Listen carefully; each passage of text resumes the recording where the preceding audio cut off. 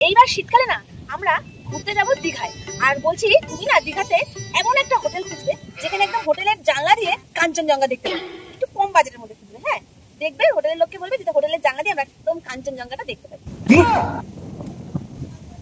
তুমি দীঘা থেকে কাঞ্চনজঙ্ঘা দেখবে? শোনো, তাহলে তোমাকে একটা কথা বলি, তুমি না দীঘা থেকে শীতকালে গেলে কাঞ্চনজঙ্ঘা দেখতে পারবে না, কারণ তখন তো কাঞ্চনজঙ্ঘা পুরো বরফে ঢাকা থাকবে। তোমাকে কাঞ্চনজঙ্ঘা দেখতে গেলে, তাও আবার দীঘা থেকে, তাহলে তোমাকে এই সময়ে যেতে হবে। তাহলে কি হবে, তুমি 10টা থেকে 3টে অব্দি সমুদ্রের জলের মধ্যে ডুবে ডুবে আরাম করে চোখ খুলে কাঞ্চনজঙ্ঘা দেখতে পারবে। ও তাই? তুমি বুঝে গেছিলে?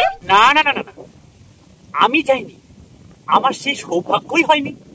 আমার এক মামা আছে, তার এক দুঃসম্পর্কের শালা আছে, সেই শালা তার নিজের পার্সোনাল চোখ দিয়ে এই দৃশ্যটা দেখি। আচ্ছা তাই, ঠিক আছে, তাহলে আমরা এখনই যাব। ঠিক আছে, এই সময়? হ্যাঁ হ্যাঁ যাবো।